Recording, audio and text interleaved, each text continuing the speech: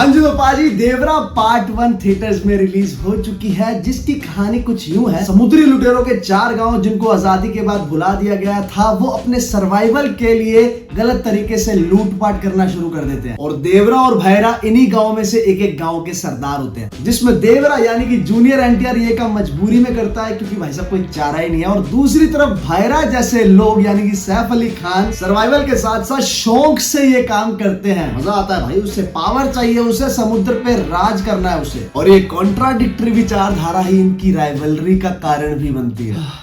First half में भाई साहब आपको देवरा की कहानी देखने को मिलेगी और सेकंड हाफ में उसके बेटे वरा की कहानी देखने को मिलेगी विद ढिंचक जानवी कपूर। एक बात मैं आपको पहले ही क्लियर कर देता हूं भाई साहब, ये मूवी हमारी उम्मीदों पर बिल्कुल खरी उतरती है, क्योंकि हमें तो पूरी उम्मीद थी कि भाई साहब गुड़ गोबर करेगी और करा भी वही है, तो हुई ना उम्मीद पूरी। पाजी 2 घंटे 45 मिनट की मूवी फटे टांग तक महसूस करवाती है कि भाई साहब इसका इंटरवल क्यों नहीं हो रहा। कसम से बोल रहा हूँ, रिव्यू ना करना होता ना तो इंटरवल से पहले ही उठ के आ जाता। डायरेक्टर ने इस पूरी मूवी को जो ट्रीटमेंट है इतना ठंडा दिया है यार, जिन सीन्स में आपको लगेगा भी कि भाई साहब यहाँ तो बिल्डअप आना चाहिए, इंटेंसिटी बढ़नी चाहिए, वो सारे सीन ठंडे लगते हैं यार। स्टार्टिंग से इसके कुछ एक्शन सीन्स देखकर ना मुझे साउथ की कुछ पुरानी मूवीज याद आ गई, जिसको देखकर हम बोला करते थे फिजिक्स गई तेल लेने। अब एक्शन की बात चली रही है तो वो काट पीट वाले सीन कैसे पीछे रहे भाई साहब, वो जो कड़च कड़च की आवाज होती है ना उसके विजुअल दिखाना तो इन्होंने जरूरी समझा ही नहीं, साउंड इफेक्ट ही चला दिए। और जिन इक्के दुक्के सीन में वो काट पीट दिखाई गई है उसमें भाई साहब खंजर मारने पर खून नहीं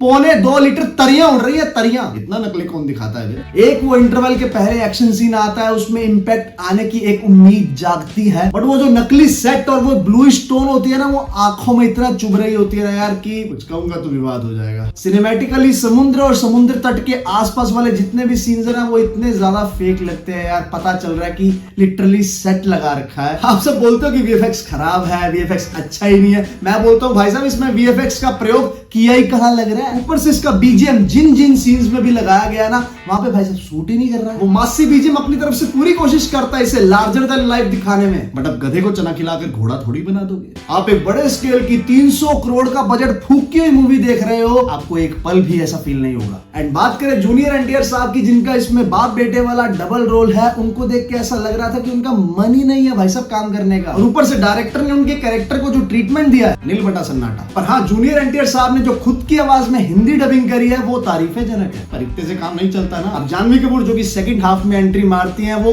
देवरा के बेटे वरा का लव एंगल दिखाई गई है। भाई ये लव एंगल को दिखाना चाहते थे मजाक में, कॉमिक में। हाँ भाई वो मजाक ही लग रहा था, सचमुच का। और प्रकाश राज जैसे इतने तगड़े एक्टर को इन्होंने भाई साहब कहानियां सुनाने के लिए रखा हुआ था, कभी वो बाप की कहानी सुना रहे हैं, कभी बेटे की कहानी सुना रहे हैं, बस इतना ही काम है उनका मूवी में। सैफ अली खान जो कि 4 गांव में से एक के सरदार होते हैं, उसके 2 लुक्स दिखाए गए हैं, एक देवरा के टाइमलाइन का, एक देवरा के बेटे वरा के टाइमलाइन का। ये वाला तो भाई साहब लच्छा कटिंग लग रही है, ये देखो मैच नहीं कर रहा, बट ये वरा के टाइमलाइन वाला जो ओल्ड लुक है ये ज्यादा इंटेंस लगता है। और एक्टिंग भी ओके है, और उनका जो कैरेक्टर है भाईरा, वो ऐसा कुछ खौफ, कुछ दहशत कुछ भी नहीं डालता भाई, बड़ा ही सस्ता विलन दिखाया यार। और भाई इतना थकेला क्लाइमेक्स, जिस सस्पेंस को इन्होंने पूरे सेकंड हाफ में 7वें आसमान पर उठा रखा होता है, इतना ज्यादा बिल्डअप दे रखा होता है, वो 90% प्रेडिक्टेबल और बाकी का 10% आपको भाई साहब बाहुबली से रेफरेंस मिल जाएगा। अब पार्ट 2 का अनाउंसमेंट तो कर ही रखा है, क्लिफ हैंगर तो छोड़ना ही था, पर भाई साहब first copy Cliff hanger. Wording की बात करें तो पाजी हाई एक्सपेक्टेशन छोड़ो, नॉर्मल एक्सपेक्टेशन भी लेके जाओगे ना वो भी नहीं पूरी होनी। इससे अच्छा भैया सेटमैक्स पे मास मेरी जंग वन मैन आर्मी देख लेना। पुअर स्टोरी, पुअर एग्जीक्यूशन,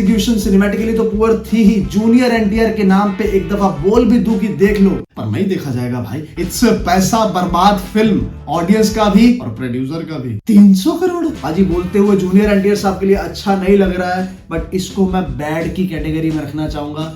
हम मिलेंगे आपको अगली वीडियो में, धन्यवाद।